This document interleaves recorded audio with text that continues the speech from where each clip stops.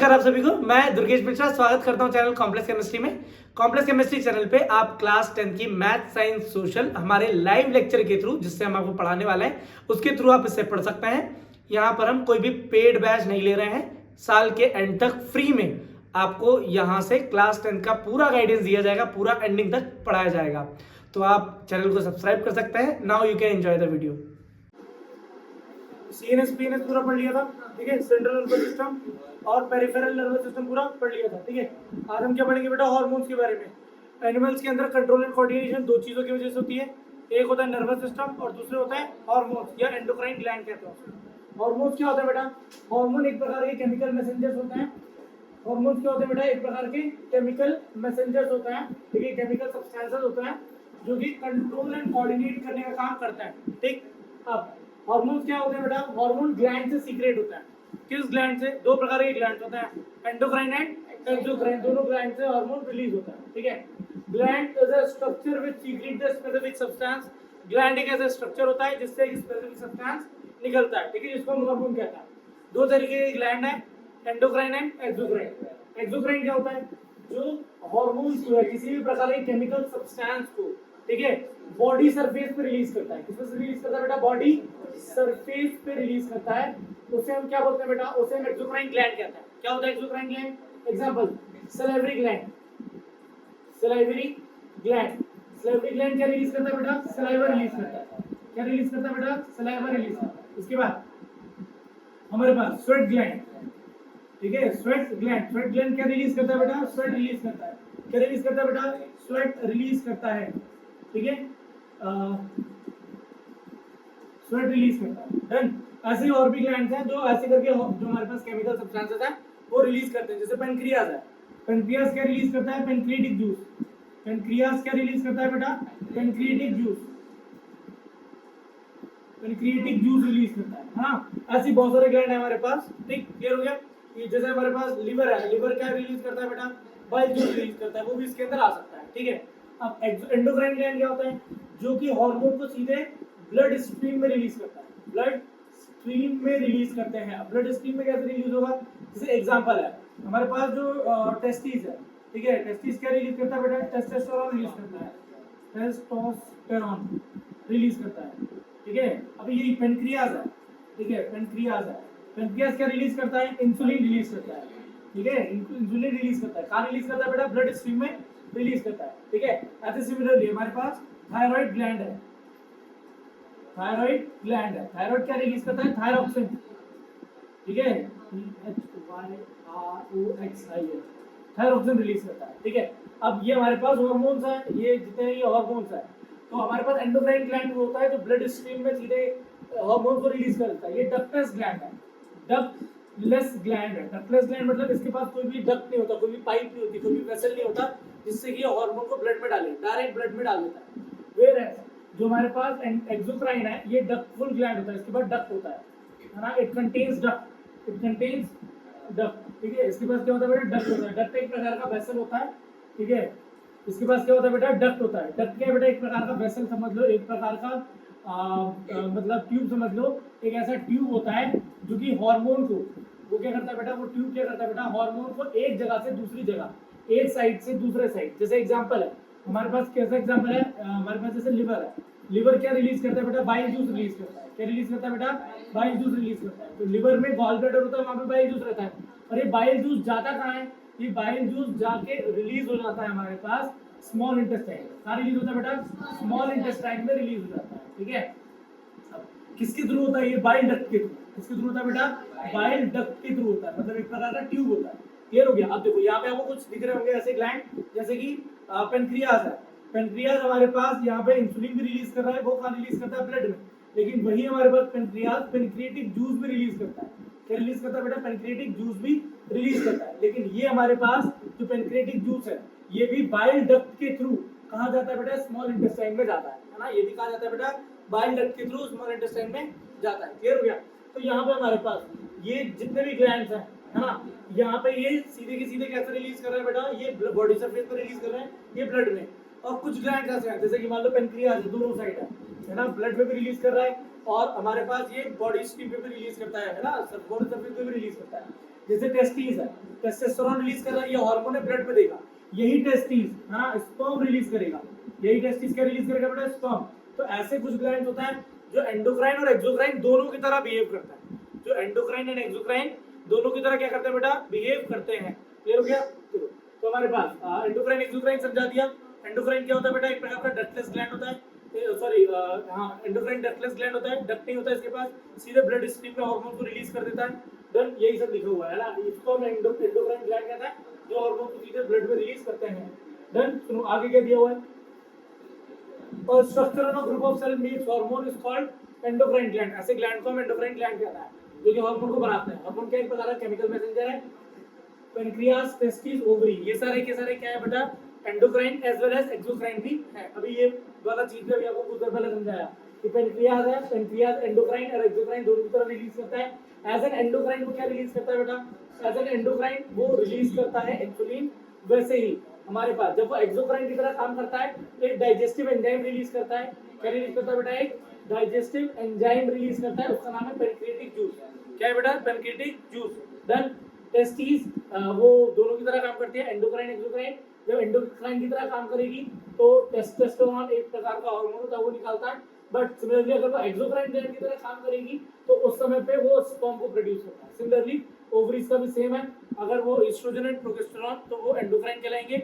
अगर वो ओवम बना रहे हैं है ना बॉडी के अंदर, उस कंडीशन में वो एज अ एक्सोक्राइन ग्लैंड कहलाएगा।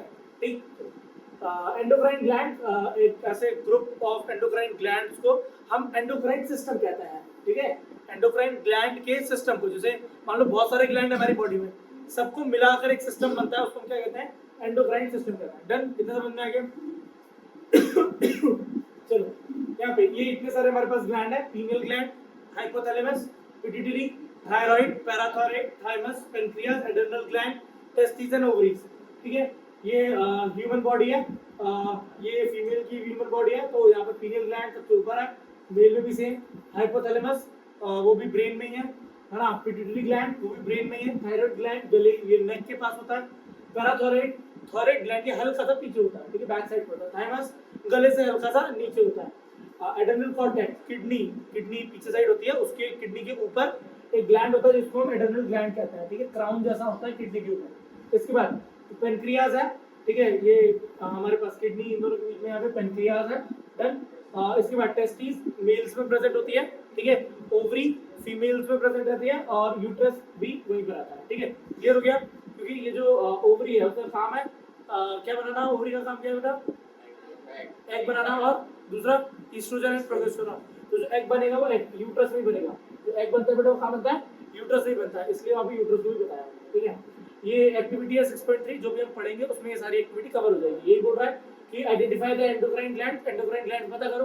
तो ये पूरी लिस्ट पढ़ ली हमने, एंडोक्राइन ग्लैंड कौन कौन से होता है, कौन कौन से हार्मोन निकालेगा, यही बोलेगा। और क्या लिस्ट बनानी है उसकी, बुक में लिस्ट दी है, उस लिस्ट में जो जो मिसिंग पॉइंट है वो कंप्लीट करना है, आखिरी में करेंगे, पहले ग्लैंड के बारे में पढ़ेंगे। सबसे पहला ग्लैंड क्या दिया है, हाइपोथैलेमस। सबसे पहला ग्लैंड क्या दिया बेटा, हाइपोथैलेमस। क्लियर हो गया? कहाँ प्रेजेंट होता है, ब्रेन में प्रेजेंट होता है। देन हाइपोथैलेमस क्या रिलीज करता है बेटा, रिलीजिंग हार्मोन या इनहिबिटरी हार्मोन रिलीज करता है। रिलीजिंग हार्मोन या इनहिबिटरी हार्मोन क्या होता है, ऐसे हार्मोन जो किसी दूसरे ग्लैंड को जाके बताएं कि अब आपको हार्मोन रिलीज करना है, ऐसे ग्लैंड को हम रिलीज, ऐसे हार्मोन को रिलीजिंग हार्मोन या इनहिबिटरी। इनहिबिशन मतलब किसी भी प्रोसेस को स्टार्ट कराना, इनहिबिशन कराना, दैट इज कॉल्ड इनहिबिटरी। ऐसे हार्मोन को इनहिबिटरी हार्मोन या रिलीजिंग हार्मोन कहते हैं। ठीक है, तो बेसिकली हाइपोथैलेमस का काम क्या है, वो दूसरे ग्लैंड को जाके बताता है या पिट्यूटरी ग्लैंड को जाके बताता है कि भाई अब आपको कौन सा हार्मोन रिलीज करना है। Then the function of hypothalamus is to regulate the secretion of hormone from pituitary gland. ये हार्मोन्स का सीक्रेशन कराता है, हार्मोन्स का सीक्रेशन कराता है थ्रू द पिट्यूटरी ग्लैंड। मतलब ये पिट्यूटरी ग्लैंड को मैसेज भेजता है, फिर पिट्यूटरी ग्लैंड सारे ग्लैंड्स को मैसेज भेज के वहां से हार्मोन को रिलीज कराता है। Then hypothalamus control the pituitary hormone. Hypothalamus regulate करता है पिट्यूटरी हार्मोन को। पिट्यूटरी ग्लैंड जो होता है वो हार्मोन निकालता है, उसको पिट्यूटरी हार्मोन कहता है। ठीक है, अब वो जो हार्मोन निकालेगा या पिट्यूटरी ग्लैंड में जो भी हार्मोन निकलता है उसको रेगुलेट और कंट्रोल कौन करता है, हाइपोथैलेमस। हाइपोथैलेमस मैसेज भेजेगा पिट्यूटरी ग्लैंड को कि कब उसे हार्मोन निकालना है। ये कहाँ प्रेजेंट होता है बेटा, ब्रेन में प्रेजेंट होता है। Hypothalamus plays an important role in the releasing of hormone. ठीक है, example when the level of growth hormone is low, the hypothalamus releases growth hormone releasing factor which stimulate the pituitary gland to release the growth hormone in the body. जब भी हमारी body के अंदर growth hormone की quantity कम होती है तो उस कंडीशन में हाइपोथैलेमस मैसेज भेजता है और पिट्यूटरी ग्लैंड को ऐसे इंडिकेशन देता है कि और अमाउंट में ग्रोथ हार्मोन हमें रिलीज कराना है। ठीक है, वो यही बोल रहा है, इसको एक बार अच्छे से पढ़ लेना। Then hypothalamus plays important role in the releasing hormone. For example when the level of growth hormone is low, जब ग्रोथ हार्मोन कम होता है बॉडी के अंदर, the hypothalamus releases growth hormone, hypothalamus growth hormone को रिलीज करवाता है।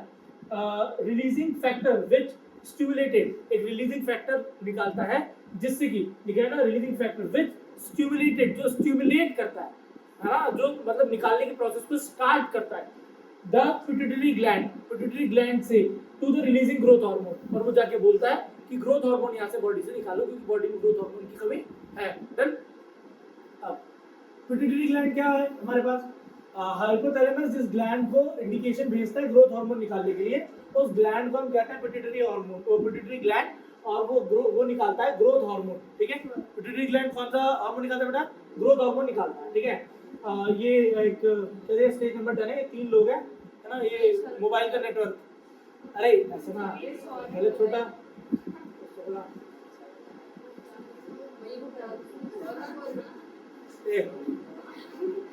हाँ ये प्रियांशु है और ये सबसे छोटा देख लेना। ठीक है, तो यहाँ पे जिसकी बॉडी में ग्रोथ हार्मोन ज्यादा होगा उसकी हाइट ज्यादा लंबी हो जाएगी, जिसकी बॉडी में ग्रोथ हार्मोन कम होगा तो वो उसके पे बॉडी अब कह रहा भागा है क्या। चलो बेटा, थायराइड ग्लैंड, थायराइड ग्लैंड कहाँ प्रेजेंट होता है बेटा, नेक पे प्रेजेंट होता है। ये बटरफ्लाई जैसा है इसका, वो गाना मत गाना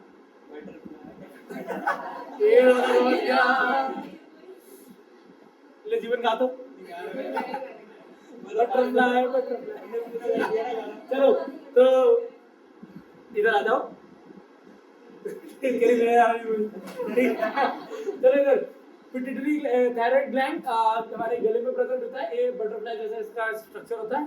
ठीक है, तो thyroid gland makes hormone called thyroxine. कौन सा हार्मोन बनता है बेटा, थायरॉक्सिन हार्मोन बनाता है। ये थायरॉक्सिन हार्मोन बनाने के लिए भाई को आयोडीन की जरूरत पड़ती है। किसकी जरूरत पड़ती है बेटा, आयोडीन। थायरॉक्सिन हार्मोन को बनाने के लिए क्या चाहिए होता है, आयोडीन। अगर ये आयोडीन एडिक्वेट अमाउंट में, मतलब प्रॉपर क्वांटिटी में अगर ये आयोडीन हमारी बॉडी के अंदर प्रेजेंट नहीं है तो जो हमारा थायराइड ग्लैंड है वो स्वेल हो जाता है, वो ऐसे बड़ा हो जाता है। ठीक है, तो जैसे ये ऐसे इसको हो गया ना, गला इसका ऐसे बड़ा हो गया है, तो थायराइड ग्लैंड जो है वो ऐसे बड़ा हो जाता है। ठीक है, तो आयोडीन जो होता है, आयोडीन बहुत ज्यादा जरूरी होता है making thyroxine hormone. Thyroxine hormone को बनाने के लिए आयोडीन की बहुत ज्यादा जरूरत होती है। अगर आयोडीन प्रेजेंट नहीं होगा तो ये हमारा थायराइड ग्लैंड जो होता है वो ऐसे फूल के बड़ा हो जाता है, जैसे ये बेचारी आंटी के साथ हो गया। ठीक है, इधर thyroid gland, therefore deficiency of iodine in the diet can be caused the deficiency of thyroxine hormone। अगर हमारे पास आयोडीन नहीं होगा तो थायरॉक्सिन जो हार्मोन है, वो थायरॉक्सिन हार्मोन की जो क्वांटिटी होगी वो कम हो जाएगी हमारे बॉडी के अंदर। जैसे ही बॉडी में मतलब थायरॉक्सिन कम होगा हमारी बॉडी में बीमारी कॉज हो जाएगी जिसको हम कहते हैं ग्वाटर। ग्वाटर में होता है क्या, बेसिकली जो थायराइड ग्लैंड है वो फूल के बड़ा हो जाता है, स्वेल अप हो जाता है। ठीक है, इसके बाद this enlarged thyroid gland by which neck of the person appears to be swollen, है ना, गला फूला हुआ दिखता है।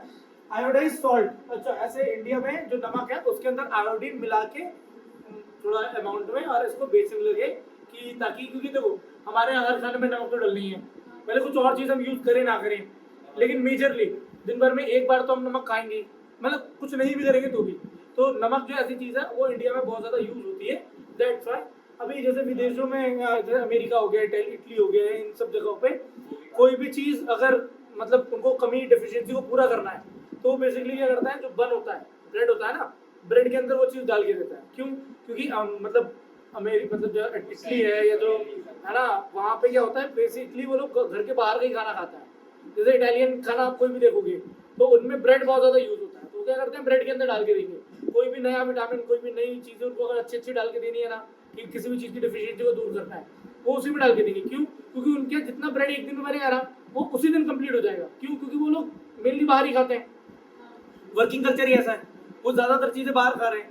बर्गर खाया, सैंडविच खाया, पिज्जा खाया, जो भी खाया वो मेनली वो ज्यादातर उनका जो खाने वाला जो सिनेरियो है वो बाहर का ही है, फास्ट फूड पे ज्यादा डिपेंडेंट है वो बाहर, ठीक है। लेकिन अभी वही चीज इंडिया में आएगी ना अगर ब्रेड में, तो ब्रेड में नहीं आएगी, क्यों? क्योंकि इंडिया में ब्रेड का कंटेंट कम है, हमारे घर में रोटियां बन रही हैं, तो हम ब्रेड बाहर का उनके कंपैरिजन में बहुत कम खाते हैं। अच्छा तो चलो, iodine salt can provide all the iodine needed by the thyroid gland to make sufficient thyroxine hormone. Thyroxine बनाने के लिए जितना उसको हार्मोन चाहिए सारा सफिशिएंट अमाउंट में मिल जाता है। देन इधर since there will be no deficiency of thyroxine hormone, body में थायरोक्सिन हार्मोन का डेफिशिएंसी नहीं होगा। Iodized salt can provide all the iodine needed by the thyroid gland, और गोइटर की जो बीमारी है वो नहीं होगी, गोइटर जो भी डेवलप हुआ है वो स्टॉप हो जाएगा। पैराथायरॉइड ग्लैंड, बेटा थायराइड ग्लैंड के पीछे ही, ठीक है, पैराथायरॉइड ग्लैंड होता है, लिखा हुआ है there are 4 small parathyroid gland embedded in thyroid gland. मान लो थायराइड ग्लैंड यहाँ पे जैसे बटरफ्लाई जैसा, अब तो बनेगा नहीं मेरे से, मान लो थायराइड ग्लैंड ये, इसके पीछे 4 पैराथायरॉइड ग्लैंड एम्बेडेड होते हैं, लिखा है ना, एम्बेडेड मतलब जड़ा हुआ होना, लगा हुआ होना, है ना, जैसे अंगूठी में वो नहीं लगवा देते हैं स्टोन वैसा। तो इधर जो अपने पास थायराइड ग्लैंड है मान लो, उसके पीछे पैराथायरॉइड ग्लैंड होता है। इधर parathyroid gland secret hormone called parathormone. कौन सा हार्मोन निकालता है बेटा? पैराथॉर्मोन निकालता है, ठीक है। फंक्शन, फंक्शन मतलब बेटा काम, काम क्या है पैराथॉर्मोन का? To regulate calcium and phosphate level in the body. Body के अंदर कैल्शियम और फॉस्फेट की क्वांटिटी को बैलेंस करता है, ठीक है। ज्यादा हो गया या कम हो गया उसके हिसाब से उसको बैलेंस करके रखता है। ज्यादा हो गया तो एलिमिनेट करेगा, कम हो गया तो उसको मेंटेन करने के लिए कोशिश करेगा।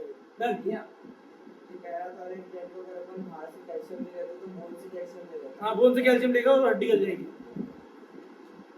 वो ये कह रहा है कि मान लो बॉडी में कैल्शियम नहीं आ रहा है प्रॉपर क्वांटिटी में, तो उस कंडीशन में पैराथॉर्मोन क्या करेगा? हमारे हड्डी में कैल्शियम होता है, वहां से कैल्शियम लेना चालू कर देगा वो पैराथॉर्मोन। समझना है कहने का मतलब क्या है? तो बॉडी के अंदर कैल्शियम का लेवल मेंटेन करके रखता है, ऐसा है ना, उससे कहने का मतलब ये।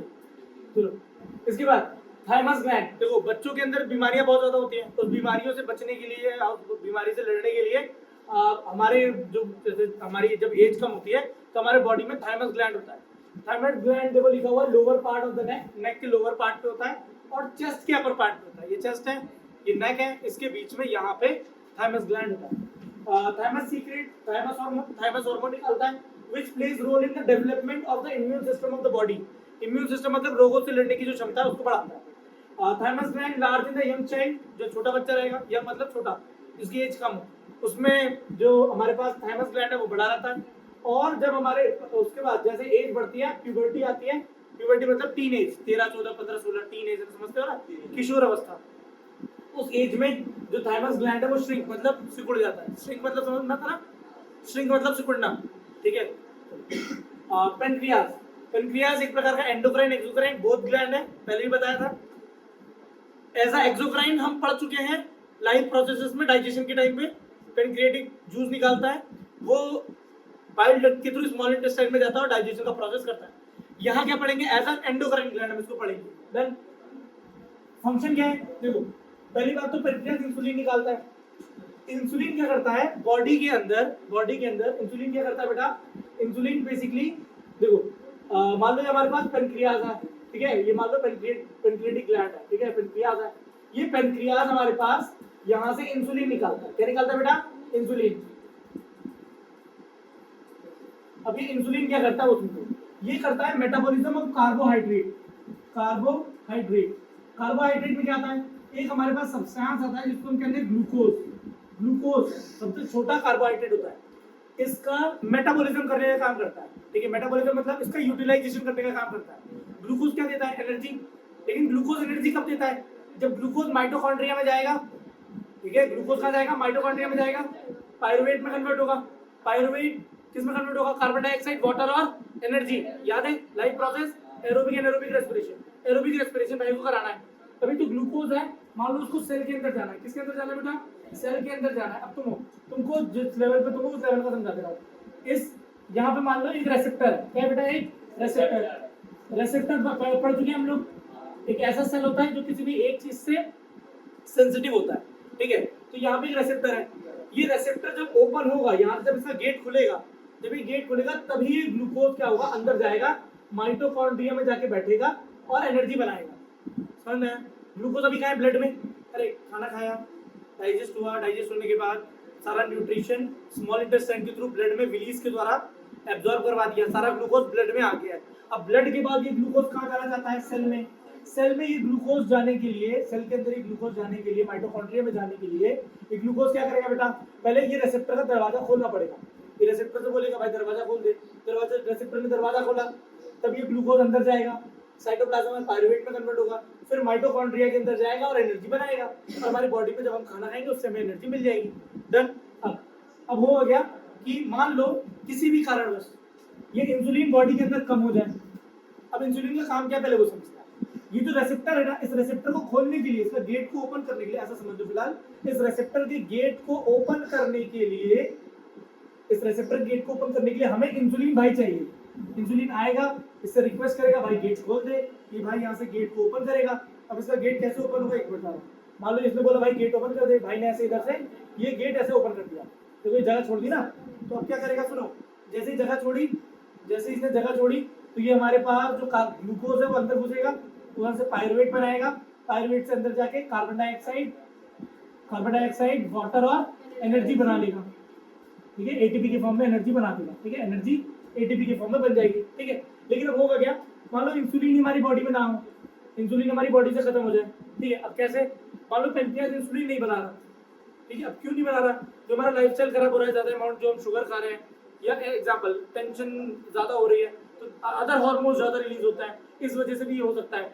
आज तक अभी भी इंसुलिन मतलब पेनक्रियास जो है वो इंसुलिन क्यों नहीं बना रहा, ये ऐसे अननोन है, ये पता नहीं चला आज तक कि ये ऐसा क्यों हो रहा है। समझ में आ रहा है कि डायबिटीज का जो मेन कॉज है वो इंसुलिन ना बनने की वजह से होता है। इंसुलिन क्यों नहीं रिलीज हो रहा, इंसुलिन जो हार्मोन है वो क्यों नहीं रिलीज होता, वो अभी भी अननोन फैक्टर है। ठीक है, वो किसी भी कारणवश हो सकता है। ठीक है, तो यहाँ से इंसुलिन जब नहीं निकलेगा, इंसुलिन नहीं निकलेगा तो गेट नहीं खुलेगा, गेट नहीं खुलेगा तो ग्लूकोज अंदर नहीं जाएगा, ग्लूकोज से एनर्जी नहीं बनेगी, तो क्या होगा, ये ग्लूकोज कहाँ बैठा रहेगा, ये ग्लूकोज पूरा का पूरा ब्लड में बैठा रहेगा। ग्लूकोज कहाँ बैठा रहेगा बेटा? ब्लड में। तो वही कहते हैं, अगर ब्लड के अंदर ग्लूकोज की क्वांटिटी बढ़ जाए, सेल के अंदर नहीं, ब्लड के अंदर अगर ग्लूकोज की क्वांटिटी बढ़ेगी, ब्लड के अंदर अगर ग्लूकोज की क्वांटिटी बढ़ जाएगी, उसी को कहते हैं डायबिटीज। ठीक है, ब्लड के अंदर अगर ग्लूकोज की क्वांटिटी बढ़ेगी उसको क्या कहते हैं बेटा? डायबिटीज, वही शुगर कहलाता है। ठीक है, जनरल टर्म्स में शुगर कहते हैं। ठीक है, तो ब्लड ग्लूकोज लेवल अगर बढ़ रहा है उसे हम क्या बोलते हैं बेटा? डायबिटीज कहते हैं। डायबिटीज के दो टाइप होता है, type 1 and type 2, diabetes insipidus and diabetes mellitus. Diabetes mellitus क्या होता है? जब ब्लड के अंदर ग्लूकोज बढ़ता है उसे डायबिटीज मेलाइटस कहता है। डायबिटीज इंसिपिटस क्या होता है? जब ग्लूकोज की क्वांटिटी बहुत बढ़ जाती है, किडनी क्या करती है, किडनी नॉर्मल जो ब्लड है उसको फिल्टर करने का काम करती है, लेकिन ग्लूकोज अगर बहुत ज्यादा बढ़ गया तो किडनी भी ब्लड में से ग्लूकोज फिल्टर नहीं कर पाएगी, तो ग्लूकोज कहाँ जाएगा बेटा? यूरिन में आने लगेगा, और जो हमारी किडनी है वो भी धीरे धीरे क्या हो जाएगी? डैमेज हो जाएगी। ठीक है, तो जब भी ग्लूकोज का टेस्ट होता है, ठीक है, दो टेस्ट होता है, एक तो ब्लड का सैंपल लेते हैं, एक यूरिन का सैंपल लेता है, दो सैंपल लेता है। ठीक है, एक बार होता है ब्रेकफास्ट, एक बार होता है डाइटिंग। पहले बिना ब्रेकफास्ट के पहले है ना, मतलब तो वो डाइटिंग वाला हो गया, आपने कुछ नहीं खाया। आफ्टर ब्रेकफास्ट दो टेस्ट होते हैं, पहले आप बिना खाली पेट जाओ, सुबह डॉक्टर बुलाता है 9-10 बजे जो भी है, आप जितने बजे तक भूख कंट्रोल कर सको, टेस्ट करेगा, फिर कुछ खा लो, 1-1.5 घंटे बाद ग्लूकोज का लेवल हाई होता है, फिर वो ब्लड टेस्ट लेता है और यूरिन टेस्ट लेता है, कि दोनों में देखता है कि दोनों में से ग्लूकोज की क्वांटिटी कहाँ है और कहाँ नहीं है। ब्लड में तो रहेगा ही, यूरिन का चेक करना पड़ता है। अगर यूरिन में भी आ गया तब इंसान डेंजर कंडीशन में, और मतलब उनके जो मतलब बॉडी जो है वो खराब होने के चांसेस ज़्यादा हैं, वो बहुत जल्दी खत्म होने वाले हैं। ऐसा डेथ रेट मतलब जो डेथ होने का चांस है वो, अगर ब्लड प्लस जो यूरिन है अगर उसमें भी ग्लूकोज ज़्यादा है तो उन ऐसे लोगों के डेथ होने के चांसेस बहुत शॉर्ट है, मतलब उनकी लाइफ शॉर्ट है, अब ज़्यादा दिन नहीं बचे। ऐसा क्लियर हो गया? तो इंसुलिन की जो क्वांटिटी है, अगर ये अब देखो ऐसा नहीं है, पहले कंट्रोल हो जाता है स्टार्टिंग में। अगर आप लाइफस्टाइल चेंज कर लो, खाने पीने का टाइम तय कर लो, क्वांटिटी ऑफ शुगर तय कर लो, क्या खाना है क्या नहीं खाना है, ये सब अगर पहले से तय कर लो, अपनी लाइफ स्टाइल अच्छी अगर बना के चलोगे तो ये बीमारियां नहीं होंगी, है ना, ये बीमारी नहीं होगी, क्योंकि पेनक्रियास बराबर इंसुलिन निकालेगा। अब कोई और चारा नहीं है तो क्या करते हैं, इंसुलिन की इंजेक्शन लगता है। वो इंसुलिन के इंजेक्शन इंसान को खाने के पहले लेने पड़ता है, क्योंकि जैसे खाना खाएंगे ग्लूकोज का लेवल बढ़ेगा, तो सारे ग्लूकोज का सोचेंगे घुसने को, वो सोचेंगे कि सेल के अंदर चले जाएं, सेल के अंदर जाने के लिए इंसुलिन चाहिए, तो पहले क्या करते हैं, इंजेक्शन लेते हैं। इंजेक्शन या तो हाथ में या तो ऐसे पेट में लिया जाता है। ठीक है, पेट के पास में इंजेक्शन जो रहता है वो लगाया जाता है। ये हमारे पास पेनक्रियाज है। ठीक है, पेनक्रियाज में से यहाँ पे हमारे पास इंसुलिन निकलता है इसमें से। और इंसुलिन निकल के ब्लड का जो ग्लूकोज लेवल है उसको डाउन कर देता है। लेकिन जब इंसुलिन नहीं आता बॉडी में से तो ब्लड के ग्लूकोज का लेवल बढ़ता जाता है। डन, क्लियर हो गया? Function of insulin hormone is to lower the blood glucose level, blood के ग्लूकोज लेवल को कम करता है। कैसे कम करता है वो बता दिया। ब्लड का ग्लूकोज लेवल को कम कैसे करता है वो मैंने अभी पीछे बता दिया, ठीक है। इसके बाद deficiency of insulin hormone in the body is cause the disease called diabetes, diabetes नाम की बीमारी कर देता है, जो कि मेटाबॉलिज्म ऑफ शुगर या कार्बोहाइड्रेट करता है। मेटाबॉलिज्म मतलब शुगर है हमारे पास, उससे एनर्जी का बनाना। मेटाबॉलिज्म, कैटाबॉलिज्म, एनाबॉलिज्म, कैटाबॉलिज्म दो प्रोसेस होते हैं, लेकिन ये 12th क्लास का पार्ट है, बहुत बड़ा पार्ट होता है, ठीक है। Common diabetes can be control by controlling diet, diet को कंट्रोल करके कर सकते हो, रिड्यूसिंग वेट, वजन कम करके कर सकता है, डूइंग रेगुलर फिजिकल एक्सरसाइज, ठीक है, एंड टेकिंग मेडिसिन।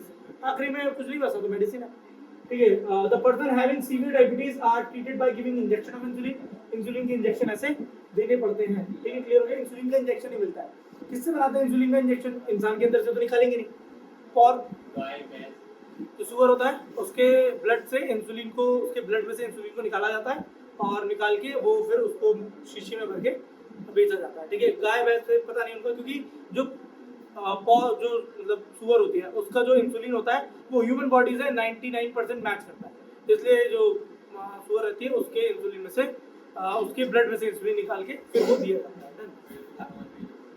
नॉनवेज नहीं हुआ, मीट थोड़ी खा रहे तो क्या खा थोड़ी ना। नहीं ऐसे देखेंगे तो फिर दूध भी नहीं पीना चाहिए, वो गोवीगन वाला चलता ही रहता आजकल, दूध वो भी तो हम गाय से ही ले रहे हैं। यहाँ पे एड्रेनल ग्लैंड किडनी के ऊपर एक क्राउन जैसा स्ट्रक्चर होता है, उस ग्लैंड को हम एड्रेनल ग्लैंड कहता है। एड्रेनल ग्लैंड एक हार्मोन रिलीज करता है जिसको हम एड्रेनलिन कहते हैं।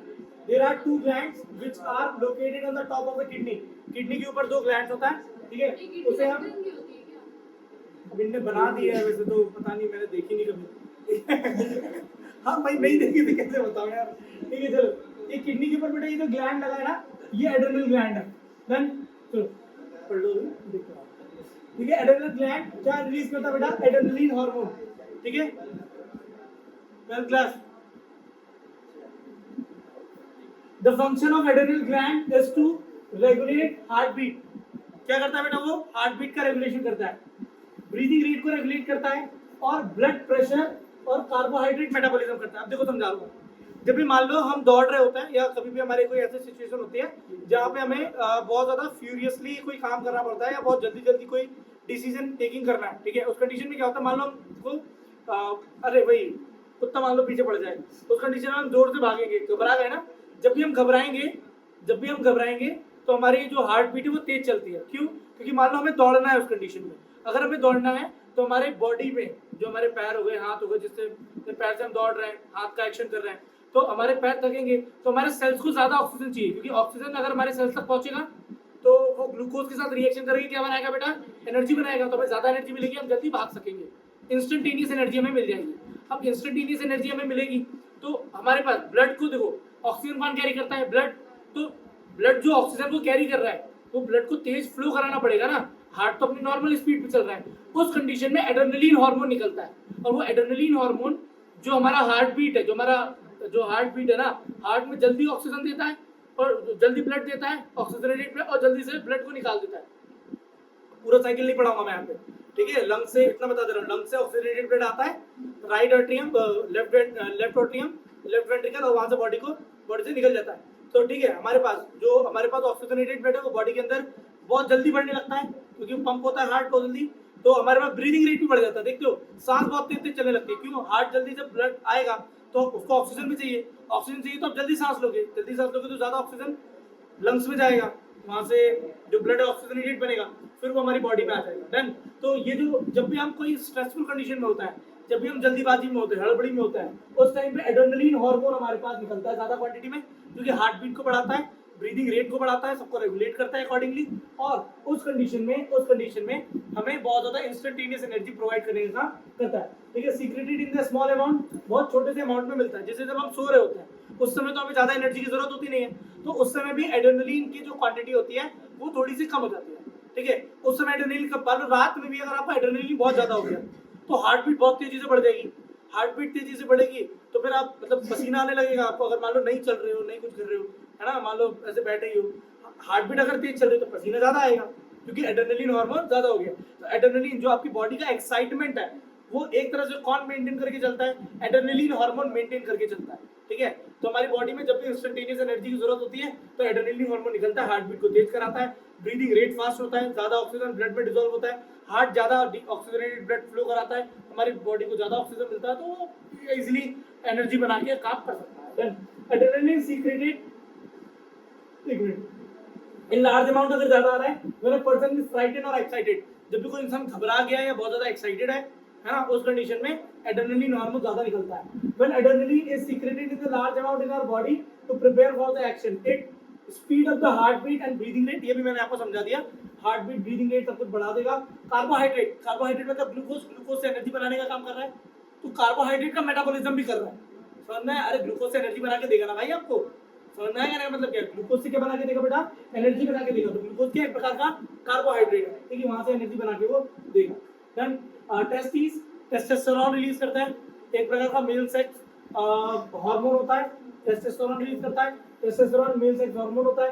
Function of testosterone is control and development of the male sex organ, जो भी मेल सेक्स ऑर्गन है उसका पूरा डेवलपमेंट करने के लिए, ठीक है, जैसे कि डीपर वॉइस, जो मतलब आवाज होती है वो भारी हो जाती है एक एज के बाद, हाँ एक आवाज के बाद जो वॉइस की मतलब जो आवाज होती है ना एक एज के बाद भारी हो जाती है, चेंजेस आ जाती है वॉइस में, ठीक है, जैसे जो छोटा बच्चा है वो चिल्लाएगा समझ में आएगा, देखो बड़ा जेंट चिल्ला तो समझ में आ जाएगा कि कोई बड़ा आदमी चिल्ला रहा है। मुस्टैच, बियर्ड, ठीक है, and more body hairs than females, ठीक, जो बॉडी हेयर्स होता है वो बॉयज में ज्यादा होता है क्योंकि टेस्टोस्टेरोन का लेवल ज्यादा होता है। Then all these changes caused by the testosterone are associated with the male puberty, male puberty मतलब जो एज है अभी तुम लोगों की, किसी को puberty कहना है, ठीक है, मतलब 13 से लेके 17 18 19 साल, ठीक है, 18 तक 18 19, हाँ 19 तक ये पूरा का पूरा puberty कहलाती है, मतलब किशोर अवस्था कहलाती है, स्टार्ट कब होती है बेटा, 13 से 14 साल में स्टार्ट हो जाती है। The testis also make male gamete called sperm, sperm बनाने का काम करता है जो फीमेल गैमेट के साथ फ्यूज होके, ठीक है, जो चाइल्ड है उसको मतलब बर्थ देता है। देन ओवरीज, ओवरीज फीमेल के अंदर प्रेजेंट होता है, वुमन में प्रेजेंट होता है, क्या प्रोड्यूस करता है बेटा, ईस्ट्रोजन एंड प्रोजेस्टेरॉन रिलीज करता है, ठीक है, जैसे मेल सेक्स हार्मोन ऑर्गन्स होते हैं वो मेल सेक्स हार्मोन निकालता है, वैसे फीमेल सेक्स ऑर्गन जो है वो फीमेल सेक्स हार्मोन निकालेगा। Then the function of oestrogen hormone is to control the development of the female sex organs, ठीक है, जो भी फीमेल फीचर्स है, फेमिनाइन वॉइस, जो आवाज होती है वो पतली होती है, सॉफ्ट स्किन, मेमोरी ग्लैंड, ठीक है, मेमोरी ग्लैंड या ब्रेस्ट, ठीक है, all these changes caused by estrogen associated with the female puberty which girl attain at the age of 10 to 12, 10 से 12 साल की उम्र से जो चेंज आने चालू होता है वो इस ईस्ट्रोजन एंड प्रोजेस्टेरॉन हार्मोन के कारण आता है। Then the function of progesterone hormone is to control the uterus change, uterus के अंदर जहाँ पे एग बनता है ना, जहाँ पे स्पर्म और ओवम आपस में फ्यूज होने वाले होते हैं, उसका जो भी डेवलपमेंट है, मेंस्ट्रुअल साइकिल जब फ्यूज नहीं होता, जब चाइल्ड बॉर्न नहीं होता, ठीक है, उस कंडीशन में जो ब्लड बाहर आ जाता है उसको मेंस्ट्रुअल साइकिल कहता है, ठीक है, वो भी उसका भी जो भी फंक्शनिंग है वो पूरा प्रोजेस्टेरॉन संभालता है। And also help in maintenance of the pregnancy, ठीक है, जब प्रेग्नेंट हो जाती है कोई लेडी, ठीक है, उसके बाद भी जो भी पूरा वहाँ नरिशमेंट है वो पूरा नरिशमेंट हमारे पास प्रोजेस्टेरॉन देता है। Ovaries also make the female gamete called ओवा, जो हमारे पास यहाँ पे यूट्रस है, यूट्रस में जो एग बनता है, ठीक है, वो जो एग बना रहा है वो भी कौन बनाता है बेटा, ओवरीज बनाते हैं। डन, चैप्टर एंड हो गया यहाँ पे। ये टेबल है, ग्रोथ हार्मोन पिट्यूटरी ग्लैंड निकालता है, ठीक है, क्या करता है बेटा, stimulate growth in all the organs. Done, next thyroid gland कौन सा हार्मोन निकालता है बेटा, थायरॉक्सिन, थायरॉक्सिन हार्मोन निकालता है, ठीक है, इंसुलिन किससे निकलता है बेटा, पैनक्रियास से। टेस्टोस्टेरोन टेस्टिस क्या फंक्शन करते हैं बेटा, स्पर्म बनाने का काम करता है, ठीक है, और मेल फीचर जो भी अदर होता है वो भी डेवलप करता है, उनको स्पर्म लिख देना काफी है। जो हार्मोन ओवरी, ओवरी क्या बनाता है बेटा, ओवम, ओवम बनाता है, ठीक है, और ओवरी कौन, अच्छा हार्मोन बताना है ना, हार्मोन ईस्ट्रोजन एंड प्रोजेस्टेरॉन लिख दे रहे हैं बेटा, क्या बनाता है बेटा, oestrogen and progesterone, oestrogen and progesterone, ठीक है। इसके बाद एड्रेनलिन ग्लैंड, जो एड्रेनलिन जो होता है वो एड्रेनल ग्लैंड बनाता है, है ना। बेसिकली किस काम में आता है बेटा, metabolism of carbohydrate, regulation of heart beat, regulation of heart beat लिख देना, ठीक है, maintenance of heart beat, regulate breathing control, ये सब लिख सकते हो आप इसमें, ठीक है। रिलीजिंग हार्मोन कौन रिलीज करता है, हाइपोथैलेमस। कौन रिलीज करता है बेटा, हाइपोथैलेमस, ठीक है। चलो यहाँ पे चैप्टर अपना खत्म होता है। How does chemical coordination keep in the animal, hormones होते हैं, ग्लैंड हार्मोन निकालता है, वो अलग अलग हार्मोन अलग अलग बॉडी के फंक्शंस के लिए responsible. Why is the use of iodised salt advisable, iodised salt क्यों लेना है, क्योंकि थायरोक्सिन जो हार्मोन है वो आयोडीन के प्रेजेंस में ही बनता है, आयोडीन अगर नहीं होगा तो वो नहीं बनेगा और हमें फिर थायराइड नाम की बीमारी या गटर नाम की एक बीमारी हो जाएगी। How does our body respond when adrenaline is secreted into the blood? हमारी बॉडी में जब एड्रेनलिन बहुत ज्यादा आता है तो हार्ट बीट तेज हो जाता है, ब्रीदिंग रेट बहुत ज्यादा बढ़ जाता है, बॉडी में ग्लूकोज का मेटाबॉलिज्म तेज हो जाता है। Why are some patient diabetes treated by giving injection of insulin? क्योंकि बॉडी में मेटाबॉलिज्म ऑफ कार्बोहाइड्रेट करना है, एनर्जी बहुत क्वांटिटी में बनानी है, तो जो ग्लूकोज है उसे साइटोप्लाज्मा के अंदर डालना पड़ता है, सेल के अंदर डालना पड़ता है। इंसुलिन वो हार्मोन होता है जो कि रेगुलेशन करता है और ग्लूकोज को अंदर पहुंचा देता है। डन, क्लियर हो गया। चलो ये पूरा अपने पास आ जाएगा। Thank you so much. इसके बाद आप लिख लो, चलो।